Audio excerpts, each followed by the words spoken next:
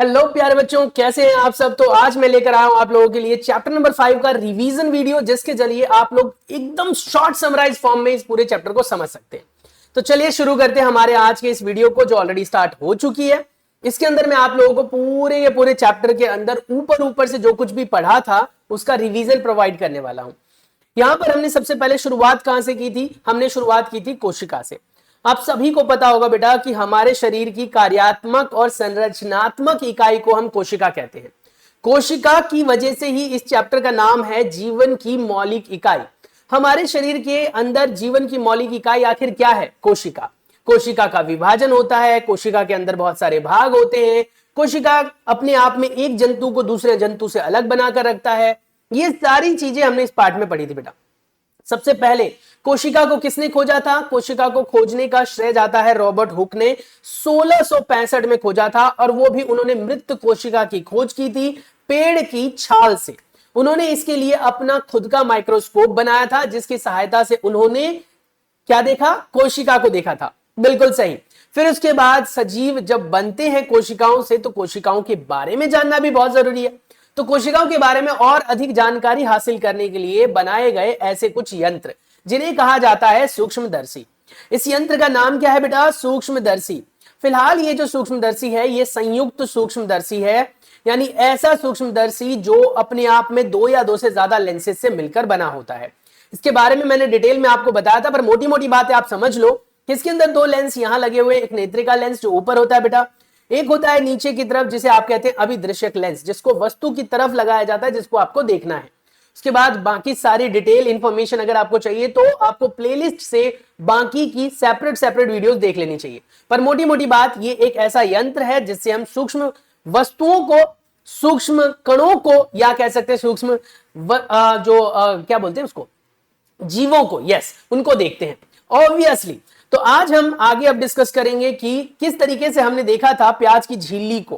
प्याज की झिल्ली को जब हमने स्टडी किया था तो हमको कुछ ऐसे हनीकॉम्ब के स्ट्रक्चर दिखाई दिए थे, जिसके केंद्र में छोटे छोटे से डॉट्स थे, जिसके लिए हमने एक क्रियाकलाप भी की थी। इस क्रियाकलाप को करते हुए हमने ये जाना था कि हम कोशिका की झिल्ली को, बाहरी आवरण को, केंद्र को देखने के लिए आयोडीन सॉल्यूशन या सैफरनीन सॉल्यूशन का इस्तेमाल करेंगे। कुछ ऐसे जीव होते हैं जो एक कोशिकीय जीव होते हैं, जिनको देखना बड़ा मुश्किल होता है। कुछ बहुकोशिकीय जीव होते हैं जिनको देखना बड़ा आसान होता है। उनके बारे में भी हमने चर्चा की। फिर हमने ये जाना कि किस तरीके से कोशिका की जब खोज हुई तो अलग अलग साइंटिस्टों ने अलग अलग बातें कही। सबसे पहला क्रेडिट जाता है रॉबर्ट हुक को 1665 में, जिन्होंने कोशिका का कम से कम नाम बताया। फिर उसके बाद लिवन हुक को जाता है, जो 1674 के अंदर उन्होंने ऐसा सूक्ष्मदर्शी बनाया जिसकी सहायता से उन्होंने तालाब के अंदर पाए जाने वाले छोटे छोटे जीवाणुओं को देखा।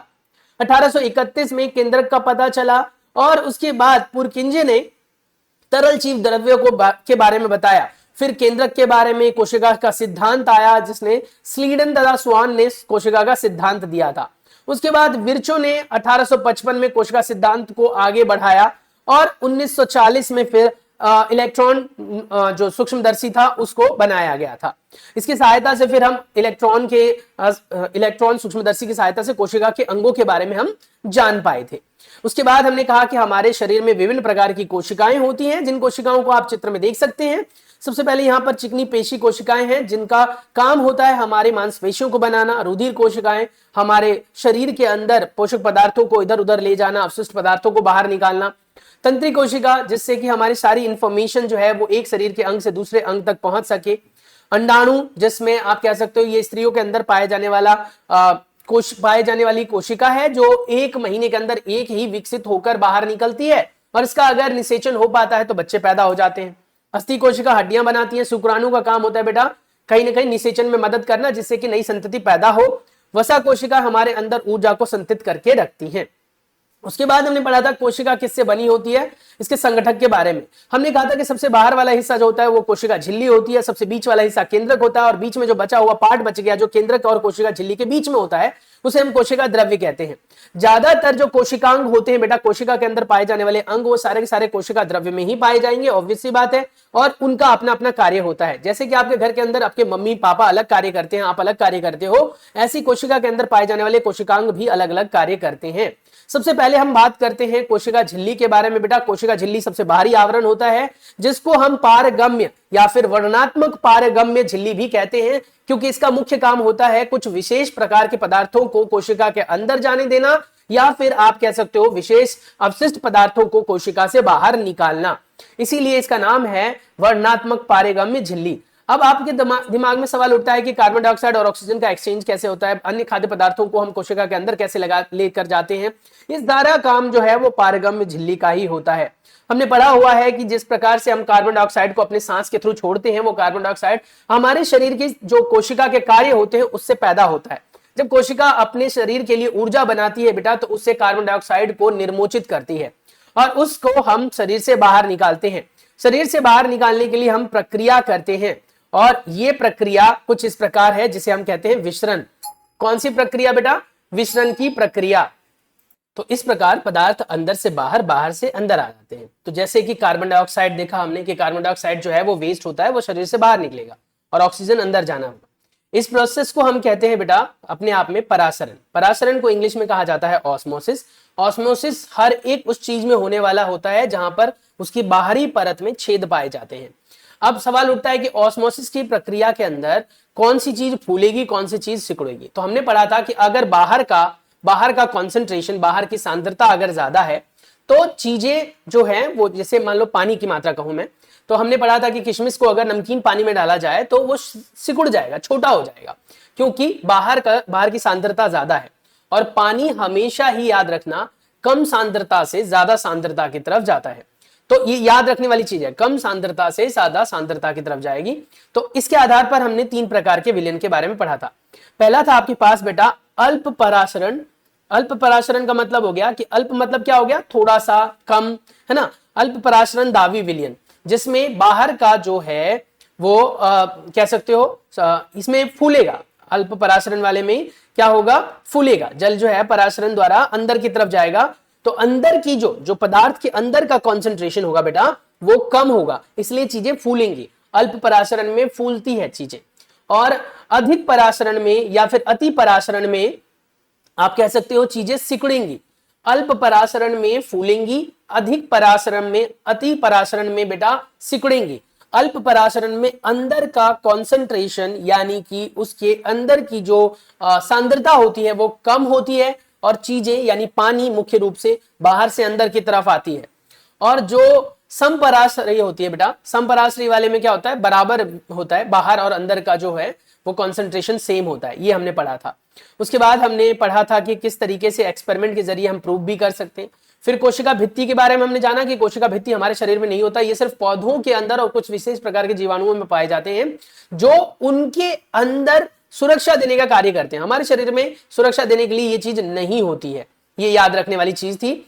उसके बाद हमने डिस्कस किया था केंद्रक का कार्य। केंद्रक के बारे में हमने पढ़ा था कि सारी की सारी जो विशेषताएं होती है कोशिका की वो केंद्रक में ही समाहित होती है। केंद्रक के अंदर जो है वो क्रोमोसोम्स पाए जाते हैं। क्रोमोसोम्स जो है तभी देखा जा सकता है जब कभी केंद्रक का विभाजन हो या कोशिका का विभाजन हो।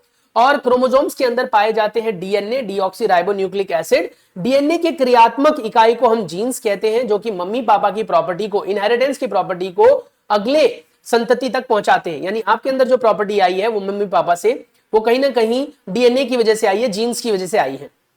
उसके बाद हमने डिस्कस किया था कि किस तरीके से जो कोशिका द्रव्य है उसका कार्य होता है। कोशिका द्रव्य एक ऐसा हिस्सा बच जाता है जो केंद्रक के बाहर होता है और कोशिका झिल्ली के अंदर होता है, और वो सारा हिस्सा कोशिका द्रव्य कहलाता है।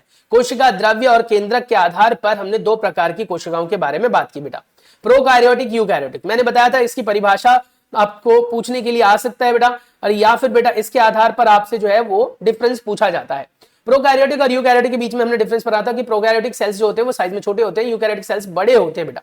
प्रोकैरियोट्स में जो होते हैं केंद्रिक के बाहर झिल्ली नहीं होती है, यूकैरियोट्स में केंद्र के बाहर झिल्ली होती है। प्रोकैरियोट्स में एक क्रोमोसोम होते हैं, यूकैरियोट्स में बहुत सारे होते हैं। और प्रोकैरियोट्स जो है बेटा उसके अंदर झिल्ली युक्त कोशिका अंगक नहीं होते हैं, जबकि यूकैरियोट्स में पाए जाते हैं। उसके बाद हमने कोशिका अंगक के बारे में बात की, कोशिकांग जिसे कहते हैं। कोशिका के अंगक की अगर हम बात करें तो कोशिका में बहुत सारे अंग होते हैं, जिसमें हमने डिस्कशन करते हुए सबसे पहले गोल्गी अपरेटस के बारे में पढ़ा बेटा। गोल्गी अपरेटस हमने क्या डिस्कस किया था कि गोल्जी एक साइंटिस्ट थे जिन्होंने बताया कि किस तरीके से कोशिकाओं को सही तरीके से चलाने के लिए कोशिका के अंदर एक ऐसा पार्ट पाया जाता है जो पूरी कोशिका को संतुलित करके रखता है, जिसे गोल्गी अपरेटस कहते हैं। उसके बहुत सारे कार्य थे।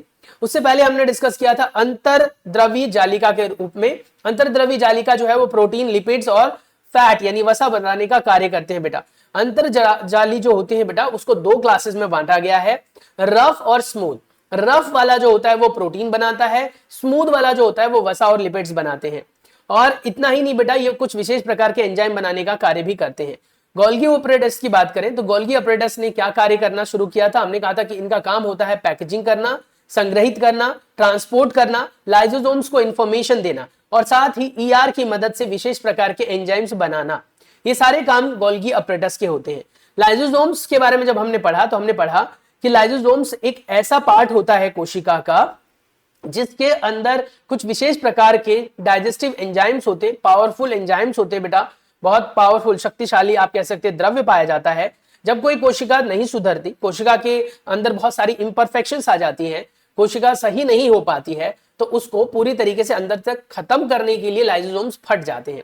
इसीलिए इन्हें हम आत्मघाती बैग भी कहते हैं, और जिसकी सहायता से एक ही सेल खराब होता है, बाकी के सेल बच जाते हैं।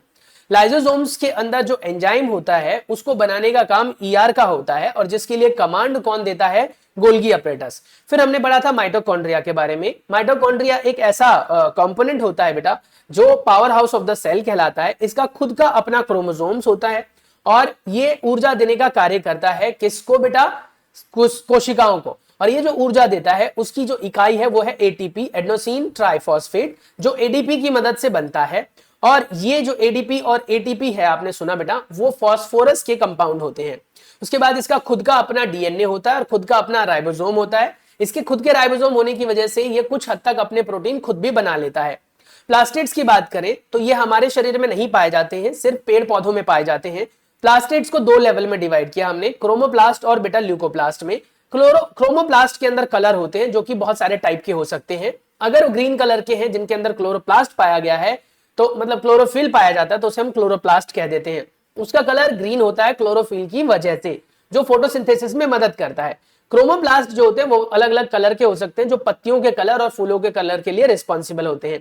ल्यूकोप्लास्ट का मुख्य काम होता है बेटा स्टार्च, तेल तथा प्रोटीन पदार्थों को संचित करके रखना, स्टोर करके रखना। प्लास्टिड्स के खुद के अपने माइटोकॉन्ड्रिया की तरह ही अपना डीएनए और राइबोसोम होता है। राजधानी की बात अगर हम करें तो पौधों के अंदर राजधानी बड़े होते हैं, हमारे शरीर के अंदर राजधानी छोटे होते हैं। राजधानी को इंग्लिश में हम वैक्यूल्स कहते हैं, जिनका काम मुख्य रूप से खाद्य पदार्थों को संचित करके रखना है। और राजधानी जो होते हैं बेटा पेड़ पौधों में लगभग 50 से 90% तक आयतन को घेरते हैं। इसीलिए पेड़ पौधों की कोशिकाएं जो होती हैं वो बड़ी होती हैं। राजधानी का इतना ही काम नहीं होता बेटा, ये एक अंग से दूसरे अंगों को जोड़कर भी रखते हैं। साथ ही इसमें अम्ल, शर्करा और विभिन्न प्रकार के कार्बनिक पदार्थों को संचित करने की खास बात भी होती है। उसके बाद हमने पढ़ा कोशिका के विभाजन के बारे में। हमारे शरीर के अंगों में दो प्रकार के कोशिका के विभाजन होते हैं, जिनके आधार पर अगर हम उसे देखें तो उसे हम सूत्री विभाजन और अर्धसूत्री विभाजन कहते हैं। जब कोई मात्र कोशिका अपने अंग को तोड़कर दो कोशिकाओं में विभाजित होती है तो उसे हम कहते हैं, क्या कहते हैं बेटा? उसे हम कहते हैं सूत्री विभाजन। क्या कहते हैं? सूत्री विभाजन। इस प्रकार के विभाजन हमारे शरीर के सभी अंगों में होते रहते हैं, सभी अंगों की कोशिका में होते रहते हैं, जैसे कि रक्त कोशिका हो गई, मांसपेशी हो गई, हड्डी हो गई, इन सब के अंदर होते रहते हैं। इन्हें हम समसूत्री विभाजन के नाम से भी जानते हैं। समसूत्री विभाजन मतलब एक जैसा विभाजन, सूत्री विभाजन में मतलब समसूत्री विभाजन। दूसरा आपके पास हो गया अर्धसूत्री विभाजन। अर्धसूत्री विभाजन में क्या होता है? एक मात्र कोशिका जब टूटती है तो चार संतति बनती है बेटा। संतति कोशिकाएं चार होती हैं और जो कि उनके गुणसूत्रों के आधे आधे टूटने की वजह से होती हैं, इसीलिए उसे अर्धसूत्री विभाजन के नाम से हम जानते हैं। तो ये सारी बातें हमने पढ़ी और 15 मिनट में आपने पूरे चैप्टर को रिवीजन में ले लिया। अब हम अगर बात करें कि आपके चैप्टर में क्या दे रखा है, एक बार देख लो। कोशिका जीवन की मूलभूत संरचनात्मक इकाई होती है, हम सभी को पता है। कोशिका के चारों ओर प्लाज्मा झिल्ली होती है और यह झिल्ली लिपिड्स तथा प्रोटीन से बनी होती है, जो हमने पढ़ा था, और जिसको बनाने का काम ईआर का होता है, एंडोप्लाज्मिक रेटिकुलम का बेटा, जिसको हम कहते हैं जालिका द्रव्य। कोशिका झिल्ली कोशिका का सक्रिय भाग होता है। यह पदार्थों को गति और कोशिका के भीतर और बाहर जाने का कार्य करता है, या फिर कह सकते हो नियमित करता है। पदार्थ या जो भी पदार्थ आपके मतलब चाहे पौधों के अंदर पदार्थ हो, चाहे जंतुओं के अंदर, वो पदार्थ जो है इन्हीं जालिका द्वारा अंदर बाहर जा पाते हैं। पादप कोशिका में कोशिका झिल्ली के चारों ओर कोशिका भित्ति होती है और यह सेल्यूलोज से बनी होती है।